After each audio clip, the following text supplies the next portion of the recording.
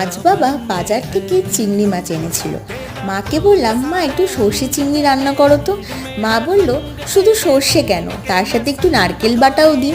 এবার একটা মিক্সিতে সর্ষে, নারকেল, লঙ্কা পেস্ট করে বাটাটা তার মধ্যে দিয়ে লঙ্কা গুঁড়ো, হলুদ গুঁড়ো, লবণ গুঁড়ো, একটু কাঁচা তেল দিয়ে ভালো করে মাখিয়ে নিয়ে তারপর একটা কড়াইতে তেল গরম করে কালো জিরে ফোড়ন দিয়ে মাছগুলো ছেড়ে দিয়ে ভালো করে নাড়াচাড়া করে নিলাম। এরপর মশলা মাখানো বাটিটায় একটু জল দিয়ে কড়াইতে ঢেলে দিয়ে ভালো করে নাড়াচাড়া করে আঁচটা কমিয়ে রাখতে হবে, যাতে মাছগুলো ভালো করে সিদ্ধ হয়। তারপর নামানোর আগে একটু কাঁচা তেল দিয়ে নামিয়ে নিতে হবে। আর সাথে নিয়েছিলাম ঘ্যাটকোল বাটা, যেটা অনেকেই তোমরা খারকোল বাটা নামে চেনো। আমার মা এই ধরনের বাটাবুটি দারুণ রান্না করে। তারপর চিংড়ি মাছটা একটু টেস্ট করে দেখলাম, সত্যি দারুণ হয়েছিল সর্ষে চিংড়িটা।